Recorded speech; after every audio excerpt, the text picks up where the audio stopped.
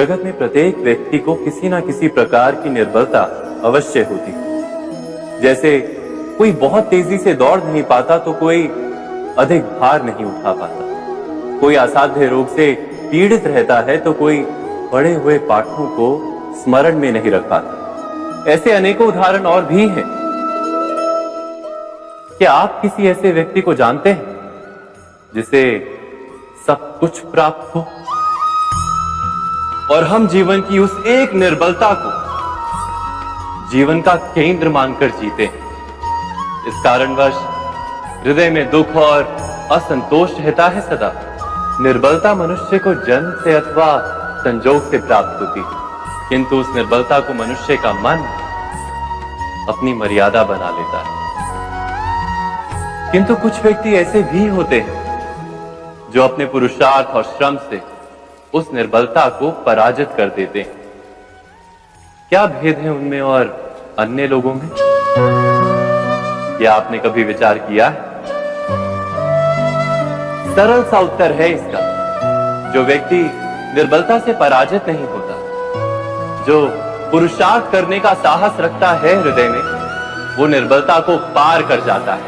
अर्थात निर्बलता अवश्य ईश्वर देता है, किंतु मर्यादा मनुष्य का मन ही निर्मित करता है। स्वयं विचार कीजिए।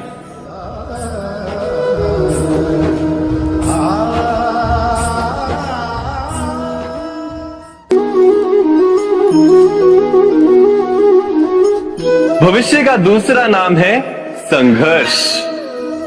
हृदय में आज इच्छा होती है और यदि पूर्ण नहीं हो पाती तो हृदय भविष्य की योजना बनाता है। भविष्य में इच्छा पूर्ण होगी ऐसी कल्पना करता रहता है, किंतु जीवन ना तो भविष्य में है ना अतीत में। जीवन तो इस क्षण का नाम, अर्थात इस क्षण का अनुभव ही जीवन का अनुभव। पर हम ये जानते हुए भी इतना सा सत्य समझ नहीं पाते। या तो हम बीते हुए समय के स्मरणों को घेर कर बैठे रहते, या फिर आने वाले समय के लिए हम योजनाएं बनाते रहते हैं और जीवन जीवन बीत जाता है। एक सत्य यदि हम हृदय में उतार लें कि ना हम भविष्य देख सकते हैं, ना ही भविष्य निर्मित कर सकते हैं, हम तो केवल धैर्य और साहस के साथ भविष्य को आलिंगन दे सकते हैं, स्वागत कर सकते हैं भविष्य का। तो क्या जीवन का हर पल जीवन से नहीं भर जाएगा? स्वयं विचार कीजिए।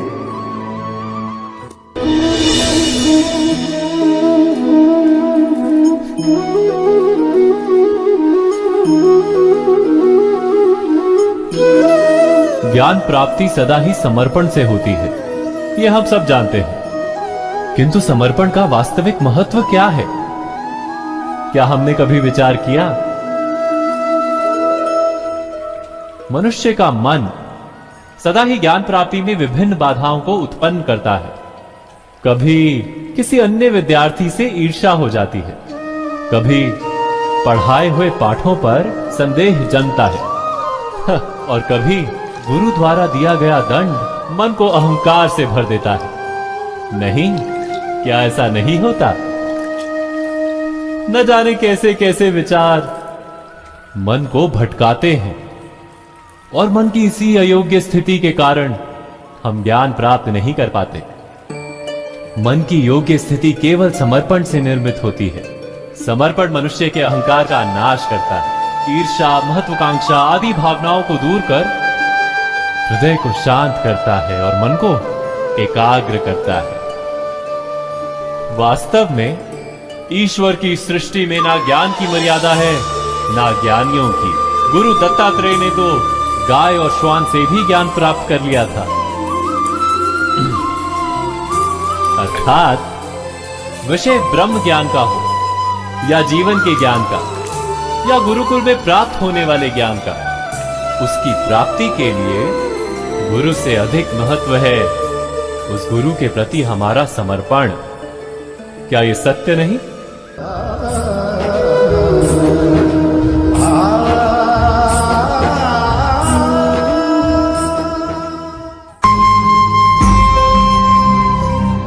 प्रत्येक मनुष्य के जीवन में ऐसा क्षण अवश्य आता है जब सारे स्वप्न, सारी आशाएं, सारे दृश्य ध्वस्त हो जाते हैं। जीवन के सारे आयोजन ही बिखर जाते हैं। एक और धर्म होता है और दूसरी ओर सुख। इसी को धर्म संकट कहते हैं। जब धर्म का वहन ही संकट हो और धर्म का त्याग ही सुख हो। विचार कीजिए, कभी किसी स्वजन के विरुद्ध सत्य बोलने का अवसर प्राप्त हो जाता है, कभी ठीक दरिद्रता के समय सरलता से चोरी करने का मार्ग प्राप्त हो जाता है, कभी किसी शक्तिशाली राजनेता या राजा के कर्मचारी का अधर्म प्रकट हो जाता है। सबके जीवन में ऐसी घटना बनती ही रहती है। अधिकतर लोग ऐसे किसी क्षण को धर्म संकट के रूप में जान ही नहीं पाते। हमें किसी प्रकार के संघर्ष का अनुभव ही नहीं होता। सहजता से सुख की ओर खींचे चले जाते हैं, जैसे मक्खी गुड़ की ओर खींची चली जाती है। वास्तव में धर्म संकट का क्षण ईश्वर के निकट जाने का क्षण होता है। यदि हम संघर्षों से भयभीत ना, सुख की ओर आकर्षित ना, अपने धर्म पर दृढ़ रहे, तो ईश्वर का साक्षात्कार दूर नहीं।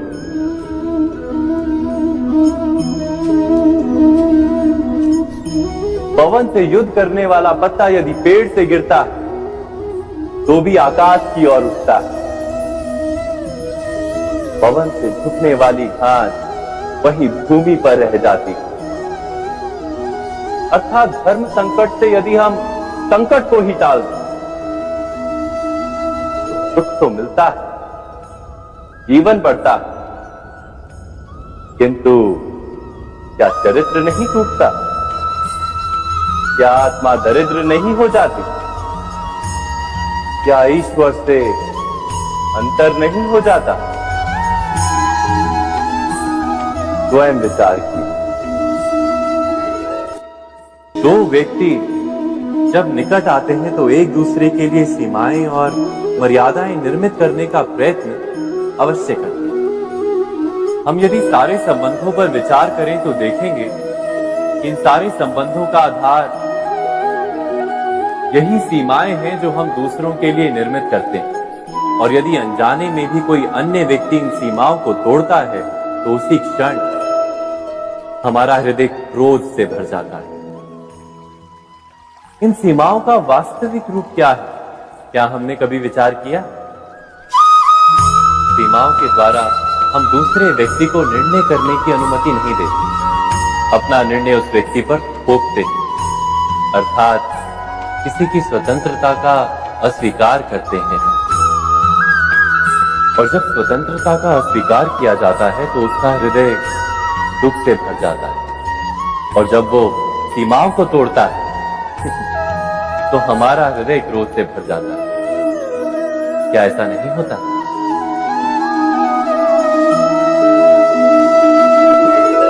पर यदि एक दूसरे की स्वतंत्रता का सम्मान किया जाए तो किसी मर्यादाओं या सीमाओं की आवश्यकता ही नहीं होती। अर्थात जिस प्रकार स्वीकार किसी संबंध का देह है, क्या वैसे ही स्वतंत्रता किसी संबंध की आत्मा नहीं? स्वयं विचार कीजिए। सबके जीवन में ऐसा प्रसंग अवश्य आता है कि सत्य कहने का निश्चय होता है हृदय में, किंतु मुख से सत्य निकल नहीं पाता। कोई भय मन को घेर लेता है। किसी घटना अथवा प्रसंग के बारे में बात करना या फिर स्वयं से कोई भूल हो जाए उसके बारे में कुछ बोलना, क्या ये सत्य है? नहीं, ये तो केवल तथ्य है। अर्थात जैसा हुआ था वैसा केवल बोल देना सामान्य सी बात है। किंतु कभी कभी उस तथ्य को बोलते हुए भी भय लगता है। कदाचित किसी दूसरे की भावनाओं का विचार आता है मन, दूसरे को दुख होगा ये भय भी शब्दों को रोकता है। तो ये सत्य क्या है? क्या हमने कभी विचार किया है? जब भय रहते हुए भी कोई तथ्य बोलता है तो वो सत्य कहलाता है। वास्तव में सत्य कुछ और नहीं, केवल निर्भयता का दूसरा नाम। और निर्भय होने का कोई समय नहीं होता, क्योंकि निर्भयता आत्मा का स्वभाव है। अर्थात क्या प्रत्येक क्षण सत्य बोलने का क्षण नहीं होता?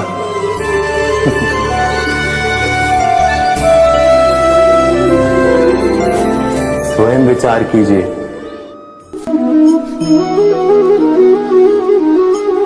श्रेष्ठता का क्या अर्थ है? श्रेष्ठता का अर्थ है दूसरों से अधिक ज्ञान प्राप्त करना। अर्थात मूल्य इस बात का नहीं कि स्वयं कितना ज्ञान प्राप्त किया, मूल्य इस बात का है कि प्राप्त किया हुआ ज्ञान अन्य लोगों से कितना अधिक है।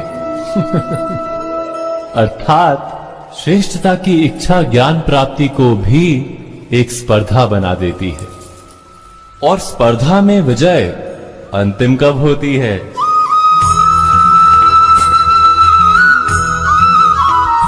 कुछ समय के लिए तो श्रेष्ठ बना जा सकता है, किंतु सदा के लिए कोई श्रेष्ठ नहीं रह पाता।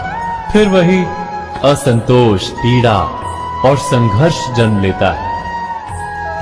किंतु श्रेष्ठ बनने के बदले यदि उत्तम बनने का प्रयत्न करें तो क्या होगा? उत्तम का अर्थ है कि जितना प्राप्त करने योग्य है वो सब प्राप्त करना, किसी से अधिक पाने की इच्छा से नहीं, मात्र आत्मा की तृप्ति हेतु कुछ प्राप्त करना। उत्तम के मार्ग पर किसी अन्य से स्पर्धा नहीं होती, स्वयं अपने आप से स्पर्धा होती है। अर्थात उत्तम बनने का प्रयत्न करने वाले को देर अबेर सारा ज्ञान प्राप्त हो जाता है, बिना प्रयत्न के ही वो श्रेष्ठ बन जाता है। किंतु जो श्रेष्ठ बनने का प्रयत्न करता है वो श्रेष्ठ बने या ना बने, उत्तम कभी नहीं बन पाता।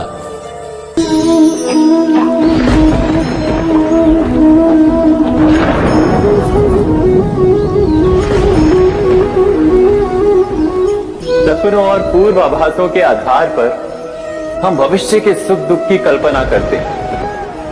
भविष्य के दुख का कारण दूर करने के लिए हम आज योजना बनाते हैं। किंतु कल के संकट को आज निर्मूल करने से हमें लाभ मिलता है या हानि पहुंचती है? ये प्रश्न हम कभी नहीं करते।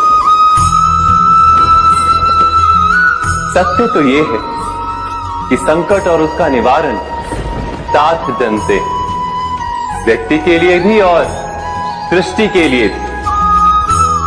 नहीं, आप अपने भूतकाल का स्मरण कीजिए, इतिहास को देखिए, आप तुरंत ही ये जान पाएंगे कि जब जब संकट आता है तब तब उसका निवारण करने वाली शक्ति भी जन्म लेती है। यही तो जगत का चलन है। वस्तुतः संकट ही शक्ति के जन्म का कारण है। प्रत्येक व्यक्ति जब संकट से निकलता है तो एक पद आगे बढ़ा होता है, अधिक चमकता है, आत्मविश्वास से अधिक भरा होता है, न केवल अपने लिए अपितु विश्व के लिए भी। क्या ये सत्य नहीं? वास्तव में संकट का जन्म है एक अवसर का जन्म, अपने आप को बदलने का, अपने विचारों को ऊंचाई पर करने का अवसर, अपनी आत्मा को बलवान और ज्ञान मंडित बनाने का अवसर। जो ये कर पाता है उसे कोई संकट नहीं होता, किंतु जो ये नहीं कर पाता वो तो स्वयं एक संकट है विश्व के लिए। विचार कीजिए।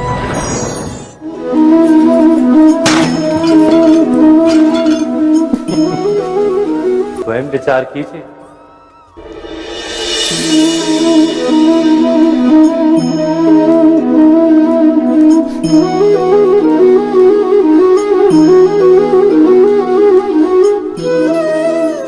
जीवन का हर क्षण निर्णय का क्षण होता है। प्रत्येक पद पर दूसरे पद के विषय में कोई निर्णय करना ही पड़ता है और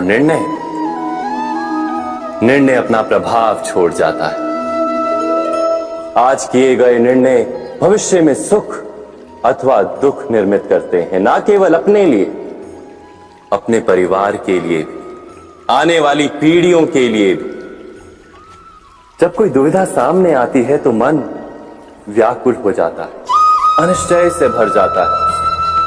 निर्णय का वो क्षण युद्ध बन जाता है और मन बन जाता है युद्ध भूमि। अधिकतर निर्णय हम दुविधा का उपाय करने के लिए नहीं, केवल मन को शांत करने के लिए लेते हैं। पर क्या कोई दौड़ते हुए भोजन कर सकता है? नहीं। तो क्या युद्ध से जूझता हुआ मन कोई योग्य निर्णय ले पाएगा? वास्तव में शांत मन से जब कोई निर्णय करता है तो अपने लिए सुखद भविष्य बनाता है। किंतु अपने मन को शांत करने के लिए जब कोई निर्णय करता है तो वो व्यक्ति भविष्य में अपने लिए कांटों भरा वृक्ष लगाता है। स्वयं विचार कीजिएगा।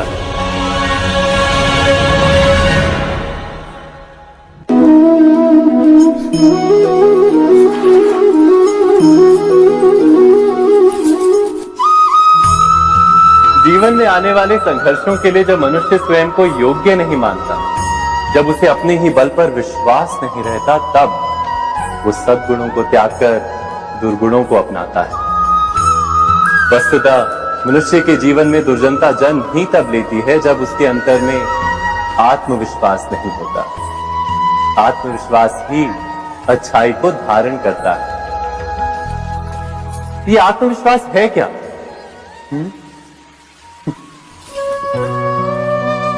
जब मनुष्य ये मानता है कि जीवन का संघर्ष उसे दुर्बल बनाता है, तो उसे अपने ऊपर विश्वास नहीं रहता। वो संघर्ष के पार जाने के बदले संघर्ष से छूटने के उपाय ढूंढने लगता है। किंतु जब वो ये समझता है कि ये संघर्ष उसे अधिक शक्तिशाली बनाते, ठीक जैसे व्यायाम करने से देह की शक्ति बढ़ती है, तो प्रत्येक संघर्ष के साथ उसका उत्साह बढ़ता है। अर्थात आत्मविश्वास और कुछ भी नहीं, मन की स्थिति, जीवन को देखने का दृष्टिकोण मात्र है। और जीवन का दृष्टिकोण तो मनुष्य के अपने वश में होता है। स्वयं विचार कीजिए।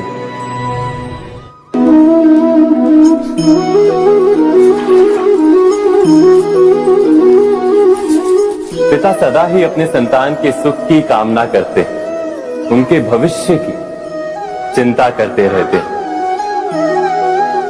इसी कारणवश सदा ही अपने संतानों के भविष्य का मार्ग स्वयं निश्चित करने का प्रयत्न करते रहते। जिस मार्ग पर पिता स्वयं चला है, जिस मार्ग के कंकर पत्थर को स्वयं देखा है, मार्ग की छाया, मार्ग की धूप को स्वयं जाना है, उसी मार्ग पर उसका पुत्र भी चले, यही इच्छा रहती है हर पिता की।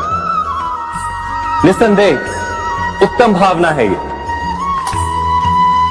किंतु 3 प्रश्नों के ऊपर विचार करना हम भूल ही जाते। कौन से प्रश्न? प्रथम प्रश्न, क्या समय के साथ प्रत्येक मार्ग बदल नहीं जाते? क्या समय सदा ही नई चुनौतियों को लेकर नहीं आता? तो फिर बीते हुए समय के अनुभव नई पीढ़ी को किस प्रकार लाभ दे सकते हैं? दूसरा प्रश्न, क्या प्रत्येक संतान अपने माता पिता की छवि होता है? हाँ, संतानों को संस्कार तो अवश्य माता पिता देते हैं, किंतु भीतर की क्षमता तो ईश्वर देते हैं। तो जिस मार्ग पर पिता को सफलता मिली है, विश्वास है कि उसी मार्ग पर उसकी संतानों को भी सफलता और सुख प्राप्त होगा। तीसरा प्रश्न, क्या जीवन के संघर्ष और चुनौतियां लाभकारी नहीं होती? क्या प्रत्येक नया प्रश्न एक नए उत्तर का द्वार नहीं खोलता? तो फिर संतानों को नए नए प्रश्नों, संघर्षों और चुनौतियों से दूर रखना, ये उनके लिए लाभ करना कहलाएगा या हानि पहुंचाना? अर्थात जिस प्रकार संतान के भविष्य का निर्माण करने के बदले उसके चरित्र का निर्माण करना श्रेष्ठ है, वैसे संतानों के जीवन का मार्ग निश्चित करने के बदले उन्हें नए संघर्षों के साथ जूझने के लिए मनोबल व ज्ञान देना अधिक लाभदायक नहीं होगा? स्वयं विचार कीजिए। मनुष्य की सबसे बड़ी दुर्बलता क्या होती है? सोचिए। धन, प्रेम, अहंकार। मनुष्य की सबसे बड़ी दुर्बलता होती है उसके रहस्य। चाहे आप कितने भी शक्तिशाली क्यों ना हो, कितने भी प्रबल क्यों ना हो, परंतु उसके रहस्य उसके नाश की चाबी होती है। इसलिए यदि प्रबल रहना है, शक्तिशाली रहना है, समर्थ रहना है, तो अपने रहस्य को किसी को भी ना बताएं, ना मित्र को और ना ही शत्रु को, क्योंकि समय पड़ने पर कब कौन शत्रु हो जाए ऐसा कहना संभव नहीं। विभीषण को रावण के अमृत कुंड का ज्ञात था, इसीलिए प्रभु श्री राम रावण का वध करने में सफल हो सके। इसलिए उचित यही है कि आप अपने रहस्य को स्वयं तक ही सीमित रखें। मनुष्य जीवन की परीक्षा में सफल होने के लिए क्या नहीं करता? वो परिश्रम करता है, दौड़ भाग करता है, और ये सब करने के पश्चात भी जब उसका काम नहीं बनता तो वो नकल करता है ना? तनिक लौटिए अपने बचपन में, स्मरण कीजिए अपने बचपन की स्मृतियों का। क्या स्मरण हुआ? विद्यालय में जब आप परीक्षा देने जाते थे तो क्या होता था? आप ना सही, परंतु कोई ना कोई सफलता पाने के लिए नकल करता ही था और उत्तीर्ण भी हो जाता था, है ना? परंतु जीवन की परीक्षा ऐसी नहीं होती। नकल करने वाला सफल नहीं होता। कारण विद्यालय में सबके प्रश्न पत्र एक होते थे, परंतु जीवन के प्रश्न पत्र और उनकी कठिनाई सबके लिए भिन्न होती, तो निश्चित रूप से उनके उत्तर भी भिन्न होंगे ना। इसलिए यदि आपको जीवन में सफलता पानी है तो नकल ना कीजिए, स्वयं के प्रश्नों का उत्तर स्वयं ढूंढिए और सफलता आपकी ही होगी। मनुष्य का जीवन हार और जीत, विजय और पराजय, सफलता और असफलता के मध्य झूलता रहता है। आपके साथ भी ऐसा होता होगा, है ना? जब आप सफल होते हैं, किसी चुनौती पर विजय पाते हैं, तो मन प्रसन्नता से आनंद के उपवन में झूमने लगता है, और जब आप असफल होते हैं तब मन दुख और पीड़ा के सागर में डूबने लगता है। परंतु वास्तव में सफलता और असफलता है क्या? तनिक ध्यान से सोचिए। ये केवल हमारी मनोस्थिति मात्र है। हमारी पराजय तब नहीं होती जब हमारा शत्रु विजय प्राप्त कर ले। हमारी पराजय तब होती है जब हम पराजय स्वीकार करें। हम असफल तब नहीं होते जब हम लक्ष्य ना पा सके। हम असफल तब होते हैं जब हम प्रयास करना बंद कर दें। इसलिए प्रयास करते रहें और हार ना माने, क्योंकि जिस दिन आप हार स्वीकारना बंद कर देंगे, जीत आपके चरणों में होगी। अब सबने बरगद के वृक्ष को तो देखा ही होगा। क्या आपको ज्ञात है बरगद के वृक्ष के बीज का आकार राई से भी छोटा होता है, परंतु बरगद का वृक्ष संसार के महाकाय वृक्षों में जाना जाता है। जब उसका जन्म होता है तब उसमें वो जटाएं, वो शाखाएं नहीं होती, परंतु जैसे जैसे उसका विस्तार होता है जैसे जैसे वो अधिक शाखाओं का भार उठाता है, अधिक पत्तियों का सृजन करता है, वैसे वैसे उसकी शाखाएं जटाएं बनकर जड़ तक पहुंचती है और इस वृक्ष को सहारा देती है। ये जीवन का बहुत महत्वपूर्ण पथ है। बिना लोभ लालच शुभ कार्य करें, अन्य लोगों की सहायता करें। धीरे धीरे आपने जिनकी सहायता की वो आपके सहायक बनते जाएं, आपकी जड़ों को और बलशाली बनाएंगे, आयु मान और आकार बढ़ाएंगे। सहजीवन, सहायता और निष्काम कर्म आपको मृत्यु के पश्चात भी मरने नहीं देगा, आपको अमर रखेगा। हमारा शरीर प्रकृति का एक महान आविष्कार है। इससे जटिल संरचना संसार में और कोई नहीं। हमारा शरीर जितना जटिल है, यदि इसे ठीक से जाना जाए तो इससे अधिक सरल ज्ञान देने वाला और कोई नहीं। हमारे शरीर में पंच इंद्रियां होती हैं जो हमें भाव, गुण और वस्तुओं का बोध कराती हैं। हमारे पास आंखें हैं, नाक है, स्पर्श के लिए त्वचा है, कान है और जीभा है। सबका भिन्न भिन्न कार्य है। आंखों से देखना, कानों से सुनना, नथनों से श्वास लेना, त्वचा से स्पर्श करना और जीभा से स्वाद लेना। परंतु क्या आपने कभी सोचा कि प्रकृति ने हमें 2 आंखें दी, 2 नथनें दी, 2 कान दी, स्पर्श के लिए ये पूरा शरीर दिया, परंतु जीभा केवल 1 दी? ऐसा क्यों? क्योंकि प्रकृति चाहती है कि हम देखें अधिक, सुने अधिक और ज्ञान अधिक अर्जित करें, बोले कम। क्योंकि अधिक वाचाल नाश को निमंत्रण देता है। स्मरण रखिएगा।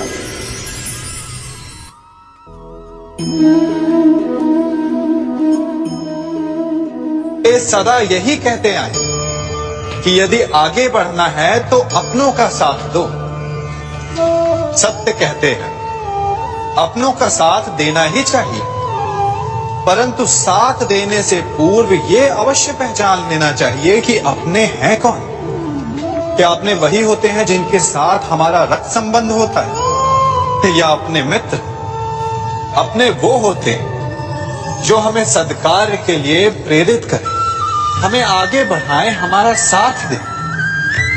और वो जिनका साथ देने से समाज का नाश, धर्म की हानि, वो सगे हो करके भी सगे नहीं होते। इसलिए जब अपनों की परिभाषा का चुनाव करें तो उन्हें अपना माने जो आपका साथ दे, उन्हें नहीं जो हमें अज्ञान के मार्ग पर ले जाएं।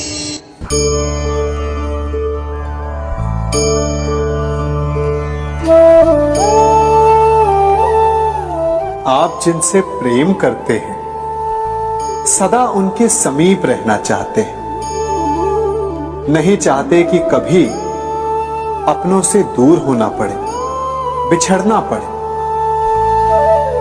परंतु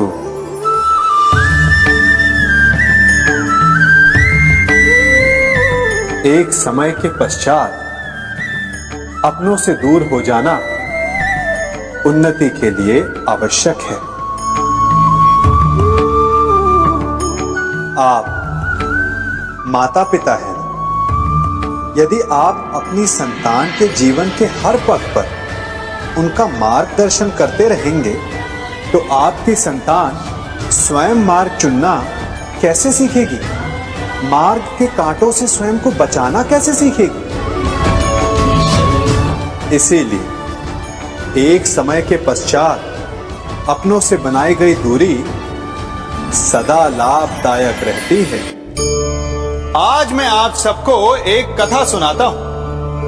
एक दिन प्रातः एक व्यापारी अपने घर से निकला।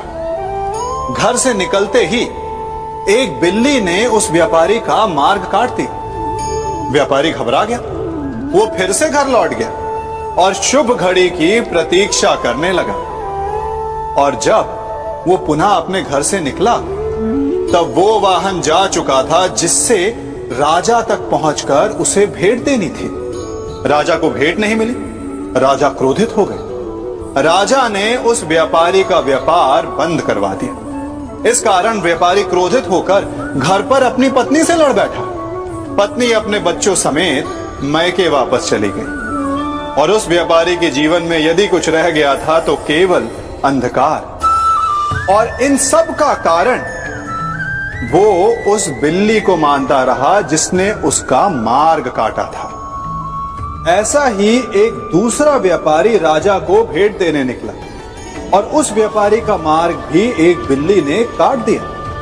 वो व्यापारी तनिक घबराया, परंतु उसने आगे बढ़ना अधिक उचित समझा। राजा तक वो समय पर पहुंचा। उसने राजा को भेंट दी। राजा प्रसन्न हुए और राजा ने व्यापारी को अपना व्यापार बढ़ाने की अनुमति दी, स्वर्ण आभूषण दी। जब व्यापारी घर पर पहुंचा तो पत्नी को आभूषण और अपने बच्चों को देने के लिए वस्त्र थे उसके पास। हर ओर प्रसन्नता थी। समझ रहे हैं ना? दोनों के साथ एक ही प्रकार की घटना हुई, परंतु दोनों की प्रतिक्रिया भिन्न थी। ऐसा ही हमारा जीवन भी है।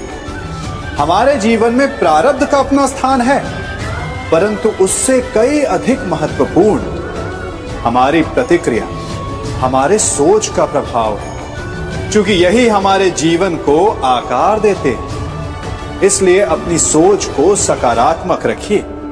आपका जीवन सदैव आनंदमय।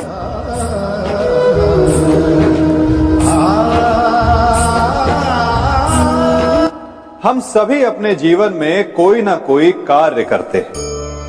कार्य करते हैं तो थकान की अनुभूति होती है और यदि थकान ना उतरे तो कार्य करने का मन नहीं करता।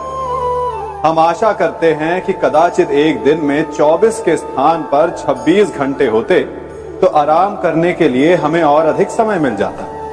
हमें ऐसा अनुभव होता है कि हम बहुत अधिक कार्य कर रहे हैं, है ना? परंतु क्या आपने कभी सोचा है कि जो लोग संसार में सफल हैं, उनके पास भी सफल होने के लिए दिन में केवल 24 घंटे थे, तो फिर वो सफल क्यों है? इसका एक छोटा सा रहस्य है। वो कार्य चुनते हैं जो उन्हें प्रिय है, जिसे करने में उन्हें आनंद आता है। उन्हें लगता ही नहीं कि वो कार्य कर रहे हैं, उन्हें लगता है कि वो प्रतिपल आनंद मना रहे हैं। और जब आप आनंद मनाते हैं तो थकान कैसी? इसलिए यदि आप जीवन में कोई भी कार्य करें तो वो आपके मन को भाना चाहिए, या जो कार्य आप कर रहे हैं उसे अपने मन को भा देने दो। सफलता आपको मिलेगी। कभी सोचा है हमारा जीवन भी उस रेत की घड़ी की भांति है? जो रेत नीचे गिर चुकी है वो हमारा अतीत है। जो अब भी ऊपर है वो हमारा आने वाला भविष्य है। और वर्तमान ये संकुचित स्थल है जहां से धीरे धीरे करके रेत गिर रही है। अर्थात हमारे पास जीने के लिए यही एक क्षण है। उसका उपयोग कैसे करना है ये हम पर निर्भर करता है। जो बीत गया उसका दुख मनाना है, या जो भविष्य में होने वाला है उसकी प्रतीक्षा में क्रोध करना है। सब कुछ करने के लिए यही एक क्षण है। प्रसन्न रहना है तो उसके लिए भी यही एक पल है। प्रतीक्षा करते रहोगे तो ये पल भी भूतकाल में बदल जाएगा। इसलिए आनंद के लिए, परोपकार के लिए प्रतीक्षा ना कीजिए, आपके पास जो पल है उनका भरपूर सदुपयोग कीजिए, क्योंकि इस घड़ी को पलटकर आप फिर से समय अवश्य गिन सकते हैं, परंतु अपना बीता हुआ समय आप वापस नहीं लौटा पाएंगे। मनुष्य भी बड़ा विचित्र प्राणी है। अपनों से नीचे के स्तर के लोगों को वो हे दृष्टि से देखता है, उनका उपहास उड़ाता है, उनसे बार बार कहता है कि तुम्हारा कुछ नहीं हो सकता, तुम भविष्य में कुछ नहीं कर पाओगे।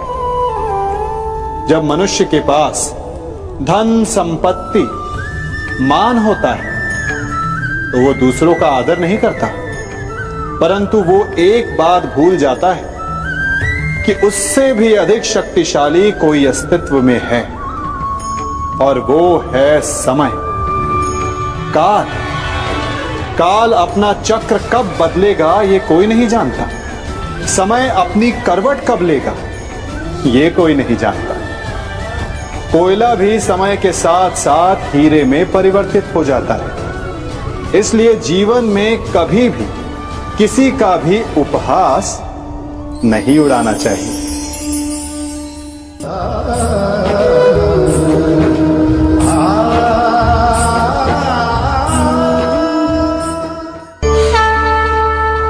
गर्व, अभिमान और अहंकार, ये तीनों सुनने में एक जैसे लगते हैं, परंतु तीनों का अर्थ भिन्न होता है और परिणाम भी। तीनों का आरंभ प्रेम से होता है। स्वयं से प्रेम, परिश्रम हमारे मन में गर्व को जन्म देता है और सफलता अभिमान जगाती है। यहां तक ठीक है, परंतु जब ये भावना अहंकार बन जाती है तब वो समस्या बन जाती है, क्योंकि सबसे बुरा अंत अहंकारी का ही होता है। परंतु मनुष्य के लिए पहेली यही है कि पहचाना कैसे जाए कि अहंकार जग गया है और उसका दमन आवश्यक है। इसका उत्तर मैं नहीं, आपका मन देगा। जब तक आप स्वयं से प्रसन्न हैं, जब तक आप सबसे ऊंचा उठने का प्रयास कर रहे हैं, तब तक ठीक है।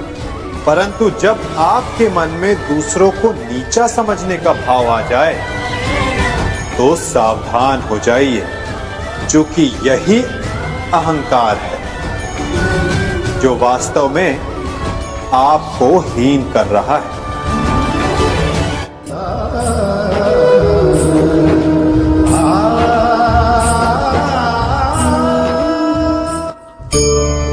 आज मैं आप सबको एक कहानी सुनाता हूं। एक दिन गोकुल में दो व्यापारी आए। एक व्यापारी शहद का था, बड़ा मीठा शहद था उसका, परंतु वो गोकुल में टिक नहीं पाया। उसके व्यापार ने घाटा खाया और शीघ्र ही वो गोकुल छोड़कर चला गया। और दूसरा व्यापारी मिर्च का था। पहले दिन वो एक पोटली लाया और दूसरे ही दिन वो पूरी बैलगाड़ी भर कर लाया, और धीरे धीरे पूरी मथुरा में उसकी धाक जम गई। मुझे बड़ा आश्चर्य हुआ, तो मैंने बाबा से पूछा कि ऐसा क्यों कि एक मीठे शहद का व्यापारी कंगाल हो गया और एक मिर्च का व्यापारी धीरे धीरे नगर सेठ बन गया। बाबा मुस्कुराए और उन्होंने कहा कि मीठी बोली बोलने वाले की तीखी मिर्च भी बिक जाती है, और जो कड़वी बोली बोलता है उसका मीठा शहद भी नहीं बिकता। वाह, कितने उत्तम विचार हैं उनके, और उचित ही है। मनुष्य अपने जीवन में सदैव अपने वचनों से उठता है और अपने वचनों से ही गिरता है। इसलिए अपने जीवन में सदैव मीठी बोली बोलने का प्रयास कीजिए, आपका जीवन सरल हो जाएगा।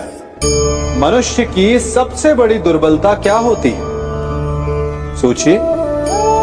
धन, प्रेम, अहंकार। मनुष्य की सबसे बड़ी दुर्बलता होती है उसके रहस्य। चाहे आप कितने भी शक्तिशाली क्यों ना हो, कितने भी प्रबल क्यों ना हो, परंतु उसके रहस्य उसके नाश की चाबी होती है। इसलिए यदि प्रबल रहना है, शक्तिशाली रहना है, समर्थ रहना है, तो अपने रहस्य को किसी को भी ना बताएं, ना मित्र को और ना ही शत्रु को, क्योंकि समय पड़ने पर कब कौन शत्रु हो जाए ऐसा कहना संभव नहीं। विभीषण को रावण के अमृत कुंड का ज्ञात था, इसीलिए प्रभु श्री राम रावण का वध करने में सफल हो सके। इसलिए उचित यही है कि आप अपने रहस्य को स्वयं तक ही सीमित रखें।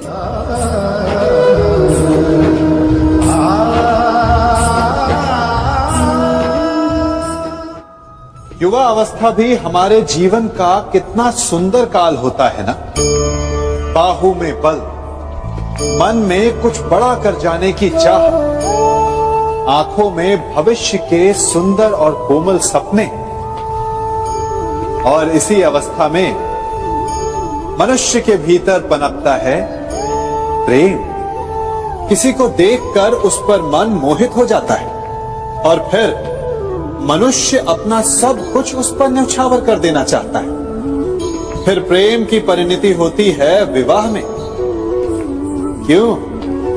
सबको अपने खट्टे मीठे संस्मरण स्मरण हुआ है ना। परंतु यहीं से अधिकतर माता पिता और संतान के मध्य विचारों का विरोध प्रारंभ हो जाता है। संतान को लगता है कि उसका चुना जीवन साथी ही उसके लिए उपयुक्त है, और माता पिता को लगता है कि संतान अनजाने में भूल कर रही है। संतान का तर्क होता है कि उसे विवाह किससे करना है, ये उसका अधिकार है, और माता पिता का तर्क ये होता है कि अब भी जीवन साथी चुनने की समझ संतान में है ही नहीं। तो इस अवरोध को काटा कैसे जाए, उचित निर्णय कैसे लिया जाए? इसका एक ही मार्ग है, अपने उत्तरदायित्व का भान और अपनों से बड़ों के मापदंडों का भान। विवाह करने से पूर्व ये जान लेना आवश्यक है कि विवाह केवल अपने प्रेम को पाने का मार्ग नहीं है, अपितु विवाह से जीवन का एक नया द्वार भी खुलता है, और हर नए जीवन के साथ नए उत्तरदायित्व भी होते हैं। और यदि इन उत्तरदायित्वों को समझकर निर्णय लिया जाए तो विश्वास कीजिए आपका दाम्पत्य जीवन आनंद से भरा रहेगा, और आपको कभी ये पछतावा नहीं होगा कि आपने कोई अनुचित निर्णय लिया। सागर का जल बाष्प बनकर उड़ता है, तब वो हमें दिखाई नहीं देता।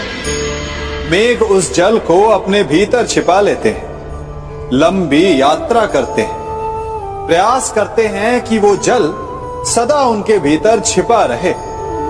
परंतु जब वायु का वेग उन्हें उड़ाकर किसी पर्वत से ले जाकर के टकरा देता है, तब उन मेघों को बरसना ही पड़ता है, क्योंकि यही नियति है, यही प्रकृति है। क्योंकि जल को सागर में जाकर मिलना ही है। ठीक ऐसा ही हमारे साथ भी होता है।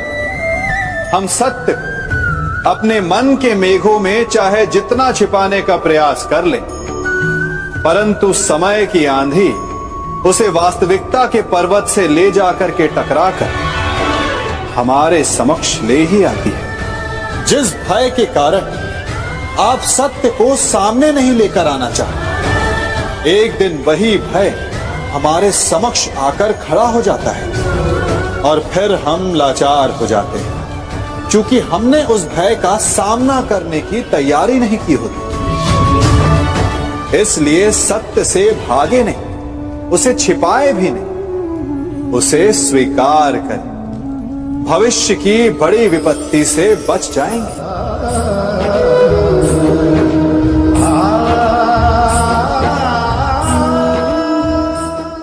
कभी कभी आप सबके जीवन में एक ऐसी विचित्र समस्या अवश्य आती है कि शक्तिशाली के समक्ष मौन हो जाओ। कि उस शक्तिशाली से विवाद करने से बचने के लिए आप मौन रह जाते। मानता हूं ऐसा करने से आप एक विवाद से बच जाते, एक संघर्ष से बच जाते, परंतु ऐसा बचाव एक बड़े संघर्ष को जन्म दे देता है। कैसे? हमारा मौन रहना अनजाने में उसका समर्थन बन जाता है और वो स्वयं को अधिक शक्तिशाली अनुभव करता है और यहां से हमारा दमन प्रारंभ हो जाता है। एक के बाद एक हम अन्याय में अनचाहे रूप से सम्मिलित होते चले जाते हैं। तो इसका तोड़ क्या है? ये समझने के लिए ये जानना आवश्यक है कि ऐसी कौन सी बात है जो आपको विरोध करने से रोकती है। ये सामने वाले की शक्ति नहीं जो आपको रोकती है, यह आपके भीतर छिपा भय है जो आपको रोकता है। हाँ, कभी कभी भय आपकी सुरक्षा अवश्य कर सकता है, परंतु साथ साथ ये भी जानना आवश्यक है कि ये भय ही है जो आपको मौन भी रखता है। इसलिए अपने मन से भय को निकालिए और खुलकर अनीति का, अन्याय का विरोध कीजिए और फिर देखिएगा आपका मन कितना मुक्त, कितना हल्का अनुभव करेगा।